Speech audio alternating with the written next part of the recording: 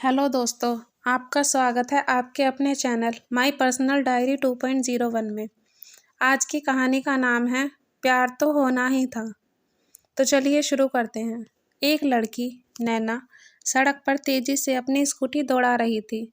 उसके पीछे बैठी है एक लड़की श्रेया, जो अभी अपनी तेज चलती सांसों को कंट्रोल करने की कोशिश में लगी थी। वह उस लड़की से पूछती है, श्रेया, नैना दी, हम कहाँ जा रहे हैं, वो भी इतनी जल्दी? प्लीज़ ये स्कूटी थोड़ी धीरे चलाइए ना, मुझे डर लग रहा है। नैना, थोड़ी देर चुप नहीं बैठ सकती तो? श्रेया, पहले अब मुझे यह बताओ कि हम कहाँ जा रहे हैं। नैना, तुझे पता है ना, आज मुझे देखने के लिए लड़के वाले आने वाले हैं। श्रेया, हाँ मैं जानती हूँ, आंटी ने मुझे बताया था, पर हुआ क्या है? नैना, मुझे उससे शादी नहीं करनी। श्रेया प्लीज़ कुछ करना, मैं किसी और लड़के को पसंद करती हूँ। श्रेया, तो दी आपको यह बात अंकल को बतानी चाहिए थी ना। नैना, तुझे क्या लगता है मैंने कोशिश नहीं की है? मैंने पापा से बात की, पर पता नहीं आज जो मुझे देखने आने वाला है उसने पापा पर क्या जादू किया है। पापा एक ही रट लगाए बैठे हैं कि शादी होगी तो उससे ही होगी, इसीलिए मैं तुझे लेकर यहाँ चली आई। जब तक वो लोग वापस नहीं चले जाते हम यहीं रहेंगे। वे दोनों एक रेस्टोरेंट में जाकर बैठ जाती हैं। श्रेया, जो कब से उसकी बात ध्यान से सुन रही थी, कुछ सोचकर बोलती है, श्रेया दी, अगर आप अंकल को घर पर नहीं मिली और उन्होंने आपका रिश्ता ऐसे ही तय कर दिया तो? नैना घबराते हुए, यह तो मैंने सोचा ही नहीं। श्रेया सोचते हुए, दी, हम कुछ ऐसा नहीं कर सकते कि उस लड़के को ही घर जाने से रोक सकें। नैना, पर वो हमारे कहने से रुकेगा थोड़े ही ना। श्रेया, हाँ, पर अगर कुछ ऐसा करें कि वह घर तक न पहुंच सके तो? पर इससे पहले आप मुझे उस लड़के के बारे में बताइए जिसे आप पसंद करती हैं। आपने उससे बात की इस बारे में या नहीं? नैना, हाँ मैंने बात की है उनसे, पर वह अभी यहाँ है नहीं, किसी मीटिंग के सिलसिले में बाहर गए हुए हैं, पर कल तक वो आ जाएंगे। फिर वह पापा से बात करने को भी आने वाले हैं। श्रेया, हाय आप तो शर्मा गई। ठीक है, आप बेफिक्र होकर घर जाएं, मैं उसे रोकती हूँ। आप सिर्फ मुझे उसकी थोड़ी बहुत डिटेल दे दीजिए। नैना उसे कुछ डिटेल देकर घर को निकल जाती है। श्रेया अब उस लड़के को कैसे रोका जाए यह सोचने लगती है। कुछ सोचकर वह स्कूटी की चाबी हाथ में घुमाती हुई रेस्टोरेंट से बाहर निकल जाती है। वो लोग 12 बजे घर जाने वाले थे, अभी टाइम 9:30 हो गया है। वह जल्दी से उस लड़के के घर की ओर निकल जाती है। रास्ते में वह सिग्नल पर अपनी स्कूटी रोकती है। वह मन में उस लड़के को रोकने के बारे में सोच रही थी, इसीलिए उसका ध्यान रेड सिग्नल पर गया नहीं और उसने स्कूटी चालू कर दी। आगे एक ब्लैक कार से उसकी टक्कर हो गई। उसके मुंह से सिर्फ एक वर्ड निकला, श्रेया। Oh no! उसने अपना सिर पीट लिया।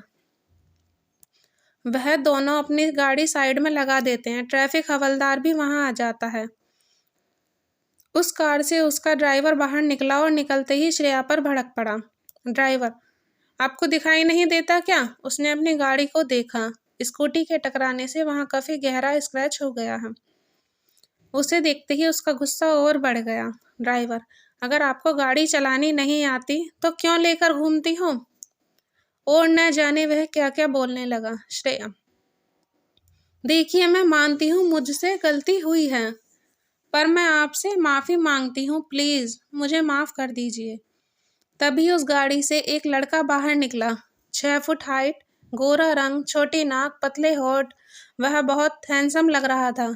किसी भी लड़की को अपनी ओर अट्रैक्ट करने के लिए उसकी सिर्फ एक झलक काफ़ी थी। श्रेया भी उसे देखती रह गई। लड़का, कार को देख, तुम्हारे माफ़ी मांगने से जो हमारा ये नुकसान हुआ है वह ठीक हो जाएगा।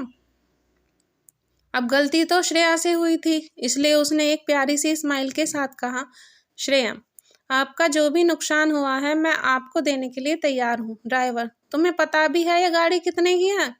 श्रेया कुछ नहीं कहती है। लड़का, ठीक है, कितने दोगी तुम इस नुकसान की भरपाई के लिए? श्रेया मासूमियत से, 5,000 रुपये काफ़ी होंगे ना?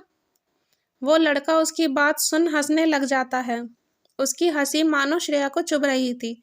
उसे लग रहा था जैसे वह उसकी इस बात का मजाक बना रहा हो। श्रेया गुस्से से, 5,000 रुपये में तुम्हारा ये स्क्रैच ठीक हो जाएगा ना? इसमें इतना हंस क्यों रहे हो? तुम्हें और ज्यादा चाहिए क्या? लड़का ड्राइवर से, चाचा आपको क्या लगता है 5,000 रुपये में हमारा स्क्रैच ठीक हो जाएगा? उसने 5,000 पर कुछ ज्यादा ही जोर डाला। ड्राइवर श्रेया से, तुम्हें पता भी है गाड़ी कितनी महंगी है और तुम 5,000 दोगी? इसमें क्या होगा? श्रेया, देखिए, आपका जितना भी खर्च होगा मैं आपको देने के लिए तैयार हूँ। आप मुझे बताइए कितने होंगे? लड़का, तुम सच में देना चाहती हो? श्रेया ने हाँ में गर्दन हिला दी। लड़का, ठीक है, अपना फोन दो। श्रेया, क्यों? मैं आपको पैसे दे देती हूँ ना। उसने अपना पर्स देखा।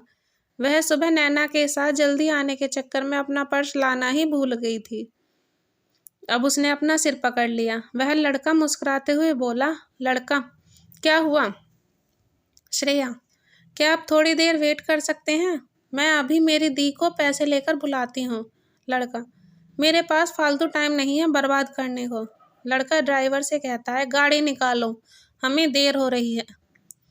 लड़का श्रेया से कहता है, फोन दो। श्रेया ना चाहते हुए भी अपना फोन उसे दे देती है। वह लड़का उसके फोन में अपना नंबर डायल करता है। लड़का, यह मेरा नंबर है, अपना प्रॉमिस भूलना मत, बिल भेज दूंगा। और अपनी गाड़ी में बैठकर रवाना हो जाता है। श्रेया तो बस उसे देखती ही रह जाती है। कौन है यह लड़का और क्या होगा अब आगे, यह सब जानने के लिए कहानी का अगला भाग जरूर सुने। साथ ही इस कहानी का सबसे अच्छा मोमेंट कमेंट में बताएं।